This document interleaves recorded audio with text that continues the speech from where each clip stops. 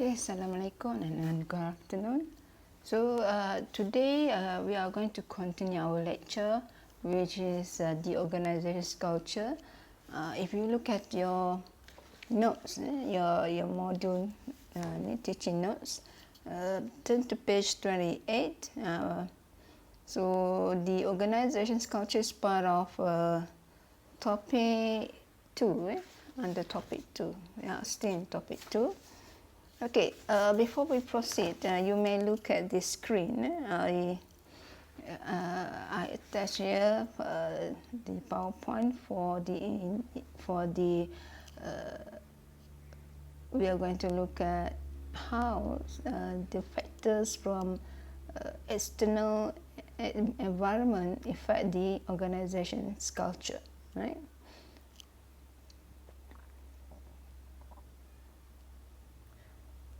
So within the organization, when we talk about culture, this is we have to understand that every organization, they have their own culture. I mean, the way how they want their entity, their employee, their the whole organization members to act. Okay, for example, here, let's say if when if we work with a Japanese company, let's say, so the culture might be they tend to be very punctual with the time. Okay, so when we compare to just like Malay culture, if we promise at 3, then it might be at 3:30 will start. Okay, that's a very synonym things that we understand. But then when we, let's say for example, if we look at this,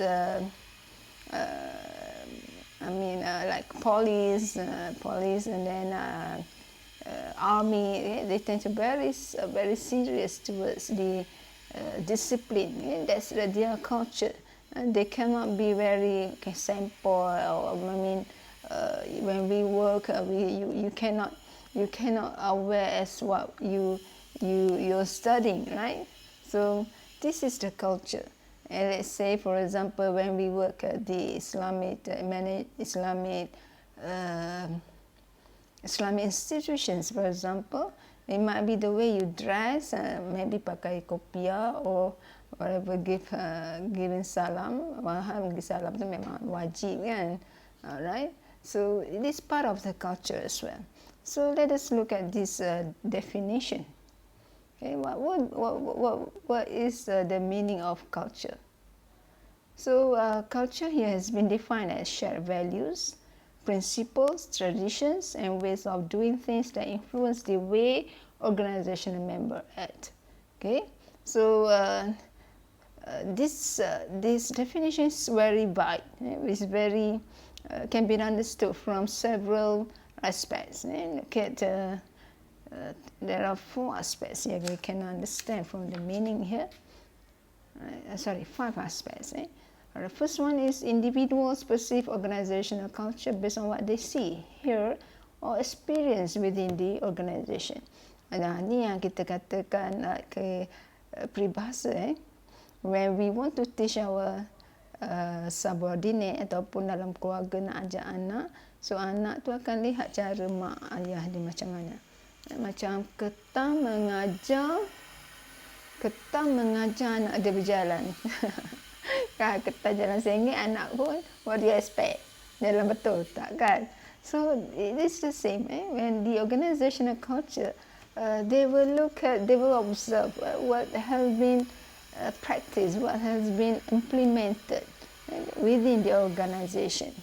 Okay, so that is what they will follow. So the dangers of the culture, when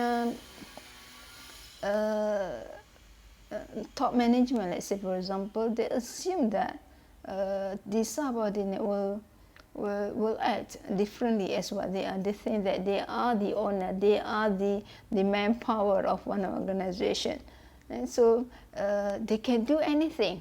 Right? For example, macam you have a company, but then because you are the boss, okay? You are the boss. You are controlling your 100% of your company. Then you think that it's up to you what time you want to come, what time.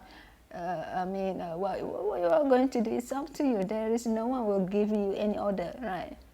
But then, but you expect your subordinates to act differently. They need to obey any rules. They need to be very punctual with the time. They need to. You are very strict actually, but not yourself. So this is the fault that always been done, right? So because people will learn what they see, and dia tengok kita macam mana sebenarnya, right? So if you are at the right track and you are as what you think, as what you say, then it's not kata susah. It's not that difficult for you to transfer, to make people understand how the culture should be within your organization. So this is what we say, that the culture should be shared among individuals within the organization. The best example that I want to for you to think is about Asia. Why Tan Sri Tony Fernandez has been named as the best CEO in Asia, I think, if I'm not mistaken. And the best in rows, as I know, the seventh best in the seventh row, the best CEOs, tujuh tahun berturut-turut. Because of what? Because of what? One of the elements what they assess on this special, this very what we call it, very unique individual. Tan Sri Tony Fernandez is about how how he is very serious towards creating the best culture dalam organisasi. It means that their workers feel like working at home. It's just like Asia is their home. They are in a family, one family that work together to achieve their ultimate goal. To bring Asia to be the best aircraft in Asia. And yes, they have achieved it because of the excellence of the management from Sri Tony Fernandez. Right? So this is successfully implemented, shared all the culture. It's very caring, the sense of belonging. So when they understand about this, when they understand what actually Asia wants to be, what Tony Fernandez expect from them, what they should be, how to treat their customers, how to perform their work. All these things is about culture. The commitment that they can achieve. They can share. They can be what we call it, difahami, because a culture is very descriptive. Descriptive in terms because every individual will have different view. So how Tony Fernandez have successfully brought their mind bersama-sama untuk faham what is Asia, how is Asia should be. Okay? So that actually yang the main weapon of the success untuk sebuah syarikat, termasuk Asia. Alright. So ini yang kita katakan perceive, how they perceive the culture, not because of punishment, not in terms of what we call it the punishment. It's not because of in terms of evaluation. Okay, you do and you will get reward. Itu jadi tak ikhlas. Kita buat semata-mata because of something. But let's say, for example, if I can say that if we say something that is kata apa? When you learn something, you study now, okay? But then you are expecting, that's descriptive. But how you translate to get an A in performing all the process throughout the semester. So itu yang dikatakan sebagai perceive tadi. So adakah by attending the class and then is that enough for you? Okay, you kena masuk roh dalam tu. Bila you go online, you need to focus, you need to do anything, you need to forget everything, you need to give 100% commitment towards it, even though you are online. Walaupun tak sama macam dalam kelas. Okay, the 6 dimensions of organization's culture has been proposed here. The first one is, if you can look at this constraint, kita takkan bincang pasal ni. I don't know whether this slide is wait, tak tally lagi, but just refer to your book please, to your notes. Okay, look at figure 2.5. It's quite small, but I think you can guna microphone, guna magnifier. Quite small, right? I couldn't read because I don't know, it might be when we enlarge the image, it doesn't show, become blur. Tapi boleh baca lah kan. Try to read it. Okay, the first one is adaptability. This is the degree to which employees are encouraged to be innovative and take risks. Adaptable. Kita perlu be adaptive. Adaptive maksudnya kita penerimaan. We need to be very open. We need to be very rational to whatever we do. To whatever we belong to. Okay, kena be rational. So yes, we have so many constraints. For example, now there are so many constraints. Some students, they tend to be very stressed when they especially only ada seorang student for semester 1 dah lah baru masuk U, tapi nama je masuk U, but they don't have just such experience to be in the campus untuk menjadi seorang pelajar universiti. They do not have such an opportunity to experience such life. It's just like what you have gone through, kan? So for several years back. So itu menyebabkan dia tension, tension dalam belajar online. They don't even know dia punya kawan tak pernah bersemuka, online sahaja. It's really hard.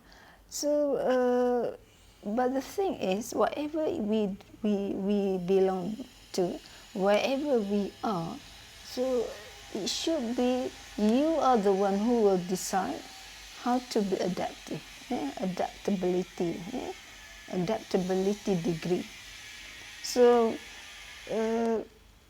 macam mana kita adapt? So this is what I say when you have been accepted to work anywhere. Boleh tak you pilih nak kerja kat mana? Boleh lah kalau you banyak kabel, nak kerja tak sedap kau lompat sana sini. But if you don't have a choice, dapat kerja tu alhamdulillah dah.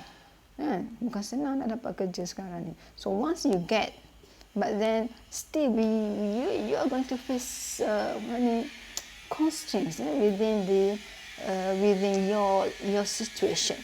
So dalam sesebuah organizational culture, they assume that their members need to be needs to have that such kind of adaptability. Means that they need to be innovative.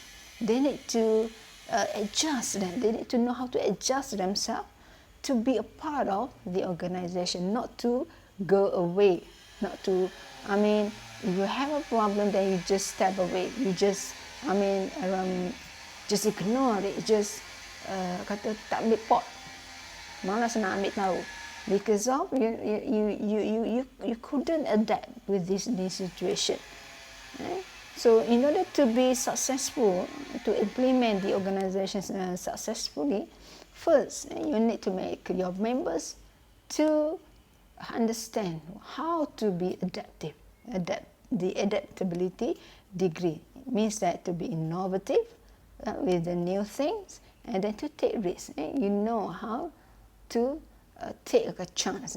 Maksudnya ambil peluang dan juga means that peluang tu akan datang sekali dengan risiko. Then you are the one who are very open towards it. Yeah? Alright, yang kedua adalah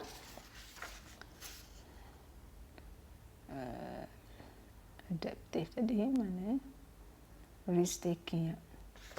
Yang kedua adalah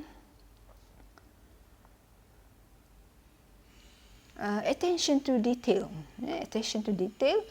This is the degree to which employees are expected to exhibit precision, analysis, and attention to detail. Yes. So again, employees also are expected to understand what they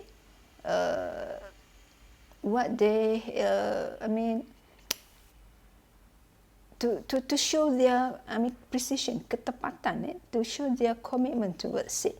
You know how to analyze all the information, to digest the information, to react towards it, to dapatkan, to give your attention towards any information, anything yang diberikan. Sebab dalam sebuah organisasi, bila kita bekerja in any new environment, you are compulsory, wajib to understand. Especially bila kita diterima bekerja, first thing is you need to understand the descriptive of your job, of course. You kena faham what you need to do. You as one, let's say you as an assistant manager, the first thing kena faham tugas. So be adaptive towards it, to exhibit your kepahaman tadi, your understanding towards it. You need to be analytical. Sebab tu dalam one of the soft skills that students need to possess. Instead of your knowledge, you need to be excellent in your knowledge. You still need to have such kind of soft skill that we call problem analytical. Students should have that soft skill, yes, that ability. So bila dia bekerja, bila you finish your study, then you're going to go to a new world. Then you are not the one who's going to be the short circuit. What is this? I couldn't adapt it. Then you fail, man. That's why dalam pembelajaran, dalam proses belajar, it's not only knowledge that's the things that you need to focus on. You need to develop. There are 7 soft skills. So one of it adalah problematic, problem analysis, analytical thinking. Because dalam organizational culture, this is one of the elements that students, that employee are expected to show, to display, to possess, to possess. Okay, then next adalah outcome orientation. Outcome orientation, this is the things that deal with manager focus on results or outcomes rather than on the techniques and processes used to achieve those outcomes. Of course, because outcomes, that is actually our goals. Kita akan, bila kita buat sesuatu, when we do anything, you belajar ke, you bawa kereta ke apa, of course we have something to be to focus on, to achieve. You bawa kereta, katakan, takkan orang aku nak pergi mana, nak pusing kiri ke pusing kanan ke, I don't know where to go. Oh my god, you have no directions at all. It seems to here when AirAsia translate all the things that they want, all the objectives, all the vision, mission and so on, they have been translated carefully dalam organizational culture dia. So then they buat dia apa kata apa, all the members, all the individuals in the organization dalam AirAsia faham yang AirAsia nak jadi macam ni. They want to focus on consumer. They want to put customer as number one. They always say that customer is always right. but then within the constraint. Okay? So dalam culture, outcome orientation is not because of they want to create tension among you. It's just macam you kena dapat A, you kena dapat A, mak kau kata kan. Dapat A. Kau tak dapat A, kau boleh keluar mampus kau daripada rumah. Dahsyat. Sometimes bila outcome macam tu, dia without understanding, dia akan jadikan benda tu akan jadi pembunuh. Jadi silent killer pula dalam diri seseorang. So kita kena faham dalam organisation and culture, dalam culture tersebut kita kena faham apa-apa yang kita buat adalah because we want to achieve something, rather than techniques and processes. Processes and techniques, of course, this is the mean cara, kaedah untuk capai outcome. So cara tu, regardless of whatever techniques you are, it depends on you or you nak buat macam mana, but the outcome should be focused on the objectives and what we want to achieve. Okay, then next adalah people orientation. The degree to which management decisions take into consideration the effect on people within the organisation. Ni kita katakan be socialized. Bila kita belajar, whatever, wherever, whoever, okay? Wherever, whoever with you are or with you, you need to be, kata, jangan menjadi kera sumbang. Ini kata-kata, jangan jadi anti-social. Sebab bila you adalah seseorang yang tak boleh nak get along with people, you are in trouble, man. Sebab sekarang ni, zaman sekarang ni, among the top 5 or top 3, if I'm not mistaken, the soft skills that employers seeking from students, one of it adalah teamwork. They can work in team. They can work together. They can work with people. It should be dalam culture yang diterapkan adalah yang kata things that will make one organisation very successful. Bekerja secara berpasukan. I'm good when I'm in team. Macam Jepun, semua reward dia apa ke, you dapat hadiah ke benda ke, all the things will be counted as a team reward. There is no individual. Tapi compared to US, US punya culture, they tend to value more on individual. So that's why kalau dalam lihat dia akan buat app apa-apa, they try to show off themselves, yang menunjukkan dia orang bagus. Tapi kalau Jepun, they work as a team. Ni different culture. So kalau you belajar dalam marketing, the things that they very contrast antara these two countries, big countries. So dia punya approach pun dalam negotiation pun berbeza. Okay, then next adalah team orientation. Team orientation, the degree to which work activities are organised around teams rather than individuals. Yes. Biasa kita akan dalam sebuah organisasi, whatever it is, you got a project or kata short term or long term, kita akan bergerak dalam pasukan. You need to be able to get along with your colleagues. You need to be able to work in team as well. Then last one, yang F adalah integrity. So integrity, this is it's very hard actually, because integrity ni kita relatekan dengan, we relate with akhlak. Kalau orang Islam dia kena faham lah, akhlak itu adalah perkara paling utama yang our prophet try to teach. Even within the 10 years of his prophecy, apa yang dia ajar Arab tribes, kaum Arab ni adalah how to behave. Dia tak ajar dulu kenapa kena semayang, kena solat, kena semayang, kena puasa, tak.